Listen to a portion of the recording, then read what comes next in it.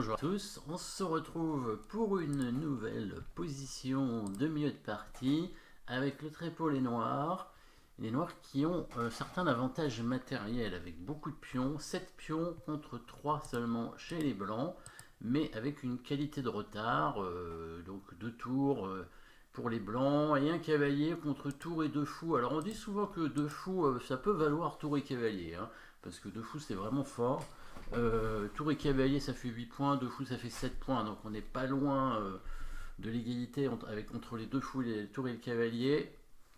Si on rajoute un pion, c'est au moins égal, mais si on en rajoute 3, ça donne un avantage évidemment pour les noirs. Alors, est-ce que les blancs ont une menace dans cette position? Là, les rois sont pas très bien protégés, hein. Les rois, aussi bien le roi noir que le roi blanc. Alors, le roi blanc, il n'y a pas du tout de pion qui le protège. Après, il n'est pas vraiment attaqué, hein, puisque les pièces noires ne sont pas vraiment en direction du roi. Par contre, le roi noir est assez en danger. Je pense que les blancs ont une menace. Alors, bon, en tout cas, ils ont une menace, c'est de prendre la dame, ça c'est sûr, hein, ça c'est certain. Après, est-ce qu'ils menacent de prendre le pion ici avec leur tour? C'est pas évident, parce que quand le pion va prendre la tour, on remarquera évidemment le clouage ou l'enfilade sur la dame et le roi, donc la dame ne pourra pas bouger. Après, la tour blanche pourra donner échec. Donc attention, protégé par la dame. Après, ça dépend où va la dame noire, donc du coup, le coup à trouver est bien un coup de défense, hein, dans cette position. Si les noirs jouent un bon coup, ils devraient pouvoir concrétiser leur avantage matériel.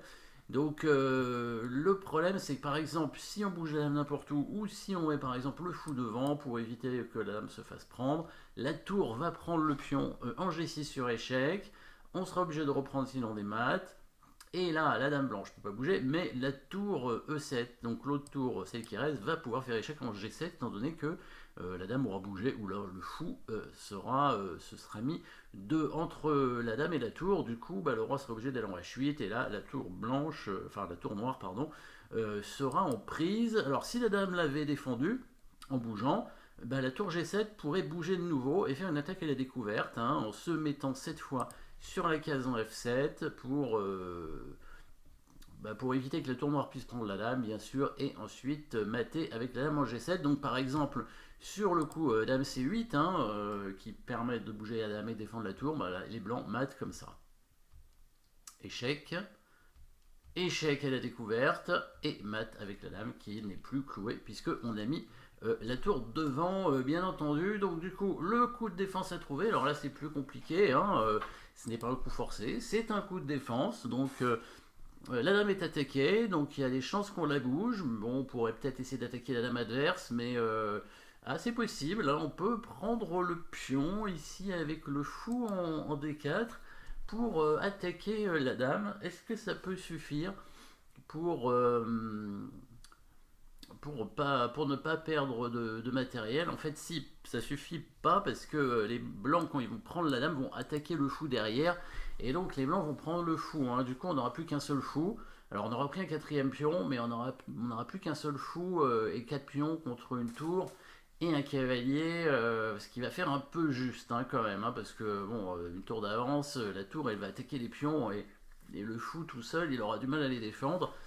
Donc a priori c'est pas suffisant, hein, la prise du pion. Il va falloir vraiment jouer un coup de dame qui permettra de défendre tout en même temps. Un coup de dame qui défend mais qui en même temps attaque, hein. Donc on sait que la façon de défendre contre une attaque à la découverte, c'est d'attaquer évidemment la pièce qui fait échec. Et donc l'attaque à la découverte dont on parle, c'est laquelle?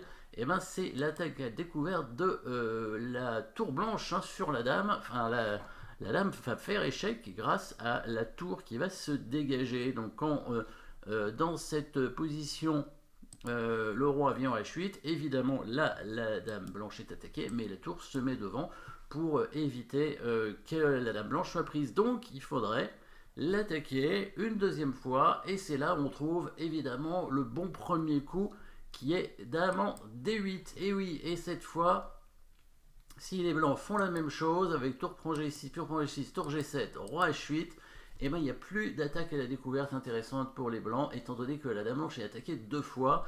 Donc si la tour se met devant la tour noire, évidemment on prendra la dame avec la dame. Et inversement, si la tour se met devant la dame, eh ben, on prendra la dame avec la tour. Hein, et là c'est encore pire, évidemment. Donc là, il n'y a pas de bon coup de toute façon. Hein, donc là, les blancs ne peuvent pas jouer ça sur le coup dame D8. Ils peuvent pas prendre le fou parce que sinon ils vont perdre la tour. Du coup, est-ce qu'ils vont bouger leur roi? Ils pourraient bouger leur roi pour éviter le clouage hein, sur la dame ou l'enfilade. Ça dépend de quel point de vue on se place par rapport à l'idée qu'on s'en fait, bien évidemment. Donc le roi blanc va bouger, disons, en E2, pourquoi pas. Et là, un bon coup. Alors là, cette fois, c'est un coup d'attaque pour les noirs, mais bon, c'est un coup d'attaque, mais qui permet d'éliminer des pièces hein, et donc de conserver une position supérieure avec l'avantage matériel dont on a parlé.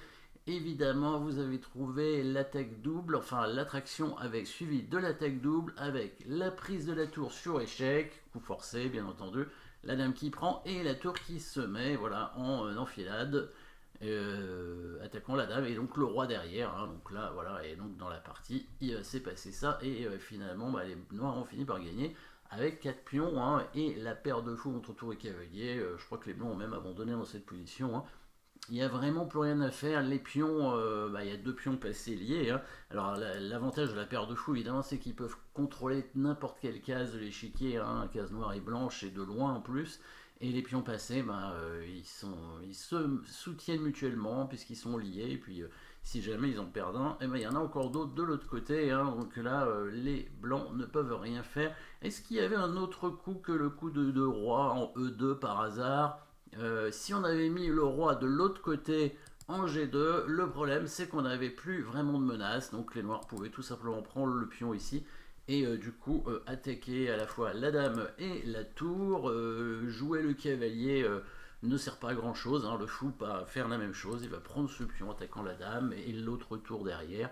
Les blancs n'ont plus de coups intéressants hein, pour créer quelques menaces que ce soit, donc on a essayé de reprocher 6, voilà le joli coup de défense, dame D8. Hein, alors si c'est un coup de défense, c'est pas un coup invisible, hein, parce que comme c'est une pièce qui recule, faire un coup de défense en reculant, c'est assez naturel. Par contre, si c'était un coup d'attaque en reculant, on aurait pu appeler ça un coup invisible.